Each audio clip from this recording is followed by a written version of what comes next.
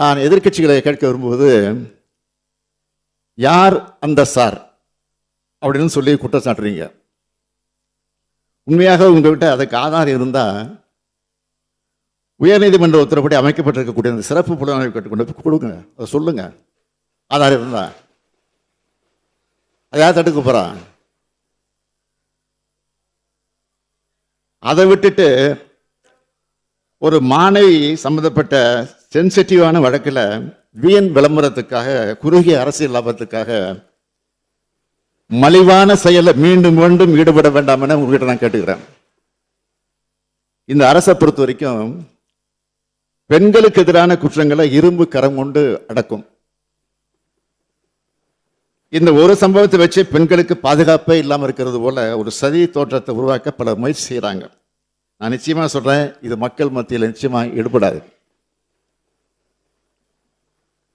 ஏன்னா நமது அரசு வந்ததுல இருந்து பார்த்துருக்கீங்க, பெண்கள் பாதுகாப்புக்கு எவ்வளவு முக்கியத்துவம் கொடுக்கிறோம், பெண்கள் எதிரான குற்றங்களை எவ்வளவு நடவடிக்கை எடுத்திருக்கிறோம் என்பது தமிழ்நாட்டு மக்களுக்கு நல்லா தெரியும்.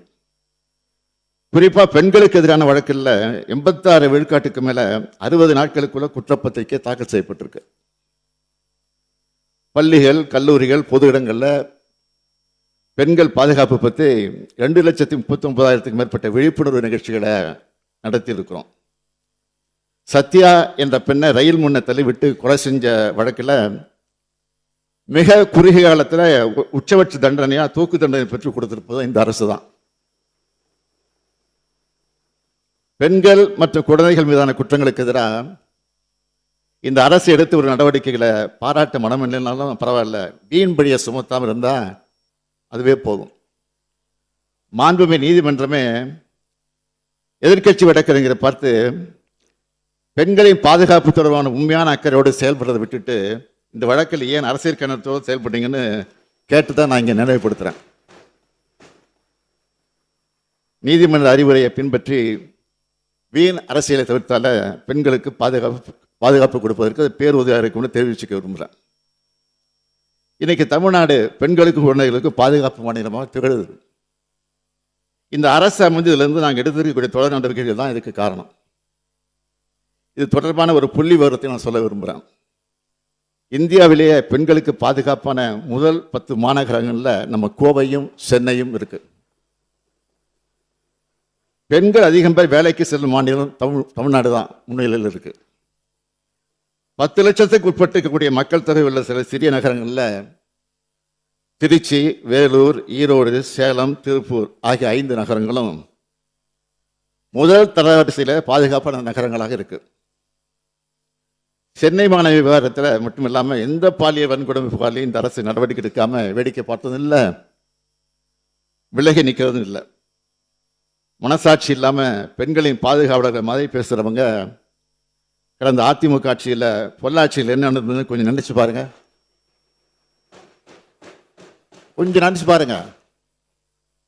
பொள்ளாச்சியில் நடந்தது ஒரு பெண் சம்பந்தப்பட்ட பாலியல் குற்றம் இல்லை, தொடர்ச்சியா பல பெண்களுக்கு பாலியல் வன்கொடுமை 2 வருஷமா நடந்திருக்கு. ஒரு கும்பல் செஞ்சுட்டு வந்திருக்கு. அன்றைய அதிமுக ஆட்சி எந்த நடவடிக்கை எடுக்கல. சிபிஐ கிட்ட இந்த வழக்கு போன பிறகுதான் உண்மையெல்லாம் வெளிச்சத்துக்கு வந்துச்சு. பாதிக்கப்பட்ட பெண்களில் ஒருவர் தனக்கு நேர்ந்த கொடுமையை பற்றி தன்னோட அண்ணன் கிட்ட சொல்றார். பிரச்சனைக்குரிய 4 பேரையும் அவரே பிடிச்சு கொண்டு வந்து பொள்ளாச்சி டவுன் காவல் நிலையத்தில் ஒப்படைக்கிறார். பாலியல் தொல்லை, ஆபாசமா படம் எடுத்தல், செயின் பறிப்புன்னு புகார் கடிதம் தர்றார். வீடியோக்கள், செல்போன்கள் ஆகியவற்றுடன் 4 குற்றவாளிகளையும் இவங்க ஒப்படைக்கிறாங்க. இதனை பெற்றுக்கொண்ட போலீசார் வழக்கு பதியல, எல்லோரையும் விடுவிச்சுட்டாங்க. இதுதான் அன்றைய முதல்வர் சார் ஆட்சியில சட்டம் ஒழுங்கு லட்சணம்.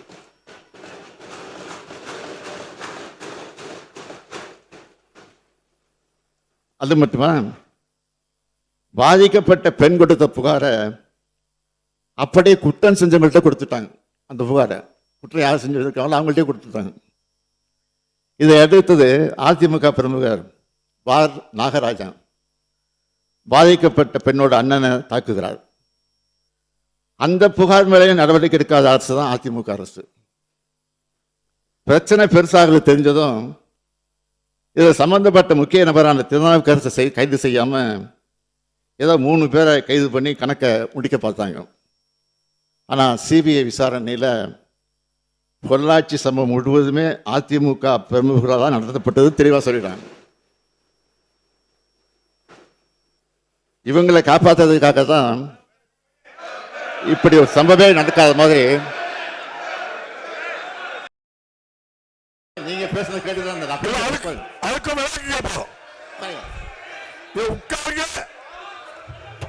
தம்பி உட்காருங்க, அவங்க விளக்க சொல்லட்டு பேச முடிச்சிடுறேன். உட்காருங்க, விளக்க சொல்றான். நீங்க சிஎம், நீங்க உட்காருங்க. சிஎம் பதில் சொல்லி முடிக்கட்டு. நான் வாங்க உட்காருங்க, உட்காருங்க, நீ உட்காருங்க. நீங்க உட்காருங்க.